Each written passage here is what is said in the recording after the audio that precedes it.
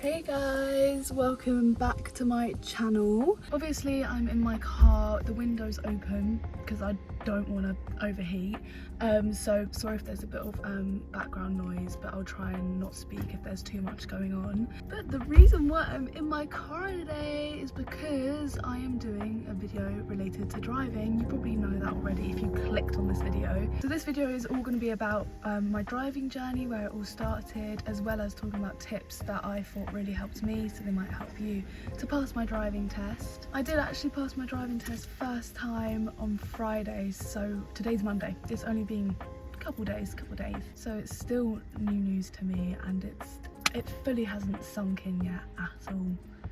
I don't know, I feel like I'm still a learner. Also, one of the main reasons why I am doing this video today is because yesterday I posted like a slideshow video on my TikTok of like tips and tricks I followed to help me pass my driving test, and loads of people commented asking questions, as well as loads of people saying their test is coming up, so they're going to follow some of the tips, but also other people saying that they also passed their test recently and they followed some of these tips that they found elsewhere as well, and it really helped them too. So I thought I'll just make a longer video about it in more detail, yeah, for other people to watch, because it might help them out too. Most of these tips though I didn't make up myself. I got them from either other TikToks or YouTube, just general driving tips that a lot of people follow. We're gonna first start with my driving journey and where it all began. So I'm 20, I'm turning 21 at the end of this year. And obviously the legal driving age in the UK is 17, but you can start practicing if you have a provisional license before that, so you can become a learner before you turn 17. I knew I always wanted to drive, but I just didn't really rush into it. Like some of my friends, they would start learning when we were like 17, maybe just before, but I just never really thought anything of it. As well as growing up, I was never really encouraged to drive. Like I knew I wanted to, I'm sure my parents wanted me to, but it was never like a big thing, like you didn't have to rush into it. But also I think a factor of that is because the whole experience of driving can be very, very pricey, so it wasn't until I started saving up enough money to obviously get my own car, start paying for lessons, booking my test. So for me, I am happy that I waited on and started to learn to drive later on in life, because obviously at 17 I only worked a part-time job one Saturday every week, whereas now obviously I've been working full-time for a few years, so it was easier for me to save up a decent amount to start my driving journey. However, my journey all started last August. So my boyfriend, when I met him, he was already driving. He was driving since he was 17, passed his test when he was 18, so he's been doing it for a good few years now. So last August, me and Sam booked off a day for annual leave, because it was meant to attend something but it got cancelled, or we couldn't end up going. So Sam actually just messaged me randomly one day, I think I might have been at work or just got home from work, and just said, I'm booking your test, pick a time. And because we got that day off anyways and we can't attend what we originally were attending, if it wasn't for Sam, I don't think I actually would have ever booked it.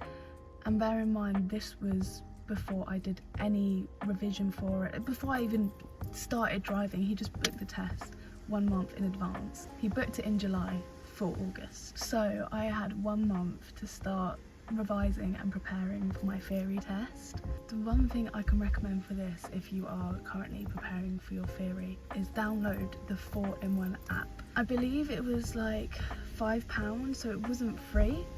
But when I tell you that £5 that you spend on that app is so worth it. Without that app, I don't think I would have actually passed my theory. The app is great, it asks you so many different questions, you can practice your hazard perception. So I was basically on that app at least once or twice every day, whenever I could, maybe even a bit more than that. But even on my lunch break at work, whenever I could, I would be on that app. And the one great thing about the 4-in-1 app, which I think really helped me in particular, was the fact that they actually do this like scheme where there's like goals and tasks for you to complete, and if you complete all those goals and you don't end up passing your theory test, the app will give you the money back for your test. I think to book your theory test it's around £30, maybe a bit less. But if you complete all those goals up to 100% and you don't pass your test, the app will give you your money back. This is because they guarantee that if you do all those tasks, complete all those goals, all the questions, hazard perception, everything, they guarantee that you'll pass if you do all of that. And if you don't, you get your money back.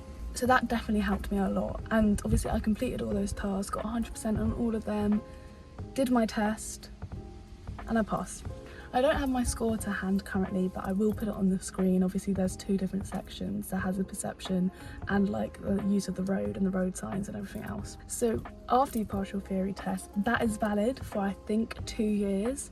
So that put me in a mindset where I was like, right, I need to start going. Even though 2 years, it does seem like a long time, but it can go so fast. So I was just like, right, I need to start practicing. I need to start practicing. Let's go, let's go, let's go. Because I saved up for this journey, so I had enough money for a car, obviously second hand. I had a budget of I think 2,500, but that was all in my savings account.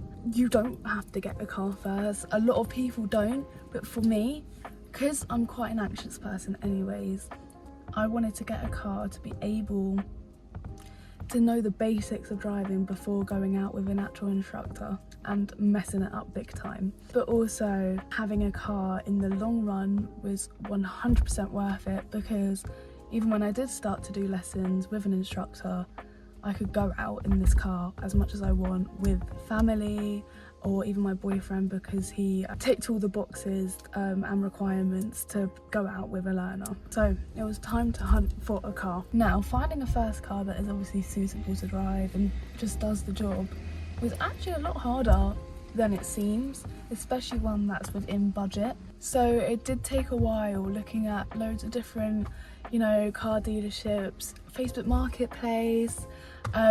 We went to go look at so many different cars, and it would look fine to start with, and it wasn't until it would look a bit further and there'd be an issue with it that would have affected us straight away or even in the long run. But the wait was definitely worth it, because it's so much better than investing in a car, spending all your budget, maybe even more, and then the car breaks down on you. It wasn't until my boyfriend and his parents were actually out, and there's a car garage like not far from their house at all, and I think they were driving past it and they thought, let's just give it a look, who knows, and they found Jazzy. It's called Jazzy because she's a Honda Jazz. She was actually just over £500 under my budget as well, which was perfect. So obviously my boyfriend told me about her, and I was like, I want to go see her straight away. I fell in love with her. I love her. She's my girl. So I bought her and I insured her on learner's insurance. And we just started practicing. I just started around the back roads, just getting used to driving a car in general, getting used to driving her. So that was in September. And then it wasn't until December when I saved up a bit more money where I actually started professional driving lessons. Long story short, I went through 3 different instructors, and there's very valid reasons as to why. I will not name and shame, but I'm gonna go through each instance as quick as I can because I don't want to waffle on for too long. My first instructor, I only did 2 lessons with him. Now these lessons were a lot pricier than I realised lessons actually should be. But obviously I didn't realise certain things because I've never done a driving lesson before with an instructor. I don't know how they go. So most driving instructors usually pick you up from your house or somewhere near to where you live. I had to meet this instructor. It was about either I'd have to get the train or a half-an-hour bus ride. Sometimes more if traffic was awful. So yeah, in an area that wasn't that close to me, and he didn't pick me up, but it's fine. I got on with it. I was ready. I was eager to learn to drive. And obviously I'm still quite nervous because all I've really done is practicing Jazzy on back roads with family, so I didn't know what I was doing, and he kind of just pushed me onto the main roads as soon as possible. I got in the car, pushed me on the main roads. So for me that was very scary, but I am grateful for, because I don't think I actually would have ever gotten over that fear of driving with other cars. He hardly told me what to do. I just drove, just told me either left or right, and I had to figure it all out basically on my own. He was late to both lessons. I mean, he would turn up on time, spend 15 minutes to then go and get a coffee as I'm waiting for him in the car, but then he wouldn't make that 15 minutes up afterwards. And then it wasn't until he said, oh, we can do like a lesson at 7 a.m. Bear in mind it's winter, so it's very dark and like ugh. So I went to get the bus to go meet him. I'm standing there for 40 minutes in the freezing cold and dark, and I'm messaging him, where are you, where are you? He goes, I slept in. That's what I was like, nope. Bye-bye. Goodbye. Now, my second instructor, I had a decent amount of lessons with him. Didn't have a problem with him. He taught me a lot. However, I got a message randomly, had a lesson booked. I got a message from the school he was a part of saying that he is not a part of the school anymore, so I don't know what happened there. So then I was like, okay, now I need to find another driver who was the absolute best. Now, it wasn't until I started lessons with him I realised, okay, this is how driving lessons should be. So even though my previous instructor wasn't terrible, compared to my most recent one, there was a level. This instructor, he was patient with me, and he believed in me. That was the main thing. And he was great, honestly. Overall, he was just great. So I did my driving test in Morden. So we went there to practice a lot. And my instructor had test routes in his sat-nav that we would obviously practice with, that he actually imported into the sat-nav that we have at home. So I was able to go out in Jazzy and practice those test routes in my own time, as well as obviously during my lessons, which was great. You could tell with this instructor that he wasn't just doing the job for the sake of the money. He generally wanted you to pass, which I can't stress enough is so important from your instructor, because if your instructor is not giving you positive vibes, you are not going to feel positive, and driving for you is just going to be a negative experience. If you dread going to your driving lessons, if you have a driving lesson coming up and you've got that pit in your stomach and you're like, I really don't want to go, you need a new instructor. Hate to break it to you. And I'm only saying that because I learned that the hard way too. So I did my test in Morden. It was around 8:15 a.m. I started off with sat-nav driving, and then I went into a Tesco's car park on the A217, if you know, you know, to do my manoeuvre. And then after the car park, I listened to my examiner's instructions on where to go. And then I passed first time with 3 minors. And when I got told that, when I heard, I'm pleased to say you passed, I just started crying. So now moving on to some tips and tricks that I did that I feel like definitely helped boosted my confidence before my test, but also just boosted my confidence in general in terms of my driving and helped me become a better driver. So obviously, as mentioned, practicing routes as much as possible. So you've booked your test, you know the area it's going to be in. I cannot stress enough getting to know that area, especially if you don't live around that area. If your test is like 5 hours away and that's because of the backlog you have to book further, then that's fine. It's going to be a bit more tricky to actually go out in a car and drive around the area. But I guarantee you 100% there's going to be videos on YouTube of instructors going around the area, or just other people that had experience in that test area talking about the area. For me, I did my test in Morden, so it wasn't as hard to get to and practice routes. But I also spent my time watching loads of different examiners talking about the Morden test routes. In fact, my instructor actually has his own YouTube channel, which is great if you're doing tests in Morden, because he actually drives around the test routes himself.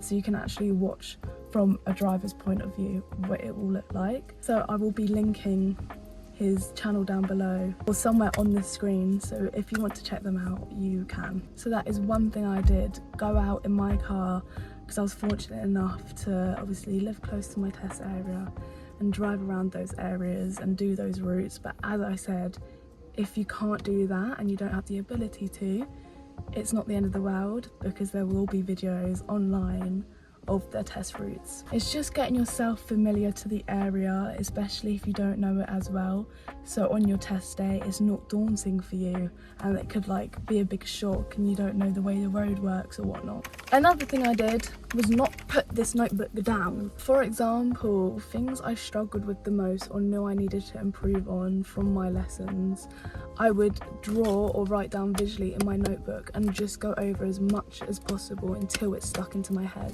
For example, I would draw parking bays and draw my car and how they would get into the bay and how to line up your car with the bay so you know where to park in.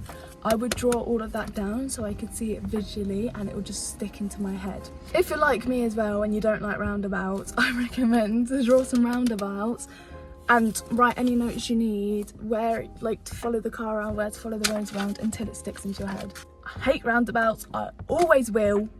I don't know why, they just make me bloody nervous and then I freak out. Even though I'm doing everything right, I just freak out. Another thing I did to help me feel a bit more confident in myself before my test was to affirm myself, write down affirmations. If you manifest, I would manifest, you know what I mean? So in my notebook, I did have a list of affirmations that I would read if I was ever doubting myself. For example, I am a good driver, I'm a confident, safe driver, I can do this, I won't let nerves take over, I'm confident, so forth. I also saw someone on TikTok do the 369 method, which is basically where you write sentences of what you want. So in this instance, passing your driving test in groups of 3, then 6, then 9. And that is a form of affirming yourself and just getting into your head that you will pass your test. This might sound very silly for people that don't do this all the time, but I'm used to doing this.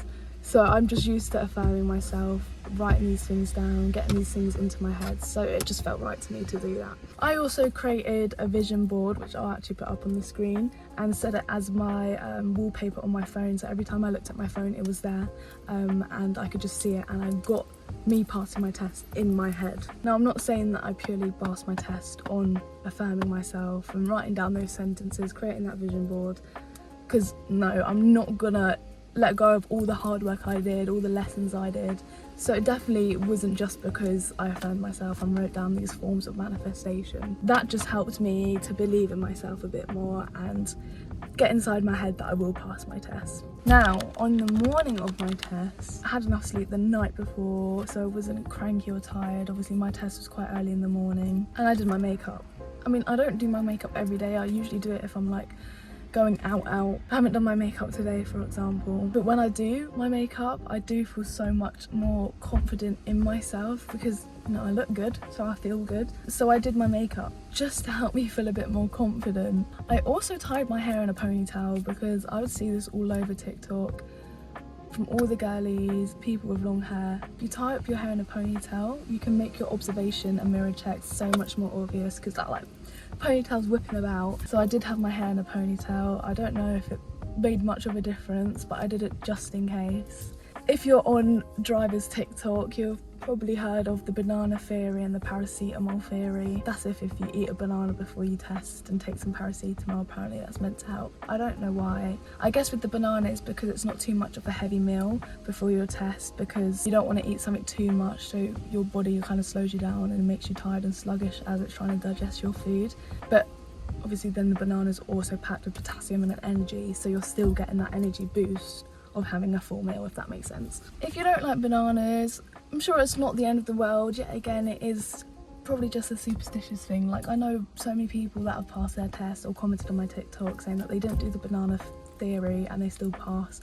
So it is that, like, eating a banana is not going to 100% guarantee that you're going to pass your test, you know what I mean? Like I said, it's all based on the preparation that you've done, you're practicing, like, your confidence in driving, basically. That's what it's based on, being a good driver. If you can drive, you can pass your test. Your instructor's not gonna let you do your test if they think you can't drive. Majority of people fail because of nerves. So obviously please don't try and make your nerves take over, and that, I know that is so much easier said than done. But like, for example, another thing I did was take some rescue remedy. As I said, I can be quite anxious at times, so that just helps me personally. It might help you if you know, take rescue remedy or like CBD, for example, to calm you down. Usually I would say take it before your test. I also made sure to bring a water bottle because I did use it during my test. My mouth was getting a bit dry, I was still a bit nervous. So obviously you get asked to pull over at least 4 times, I'm pretty sure, during your test. So each time I pulled over, I just took a sip of my water and I was fine. But overall, just take it easy. Just remember to breathe. think about what you're doing. But honestly, the one main thing that I will bring from this, and that I will always tell people now that are building up for the driving test, the anticipation is so much more worse than the actual thing. So for me and a lot of people that have done their test, what they actually say, it's just driving. It's just driving. You just have someone sat with you and you're driving, but you're used to that anyways because you wouldn't have been driving by yourself as a learner. So as soon as I was in the car and I started driving, I felt 10 times better. Don't get me wrong, I was still a bit nervous, still a bit shaky, as you're gonna be, but I wasn't as bad as I was sitting in the waiting room waiting for my name to be called. But I think that is everything. If you do have any questions about anything, please don't be afraid to comment them down below and I will try my best to give you the best answer I can. But thank you so much for watching. I hope this video helped some of you out. If you do have your test coming up, I wish you the best of luck. You've got this. Remember, don't let the nerves take over. And I will see you in my next video. Bye bye.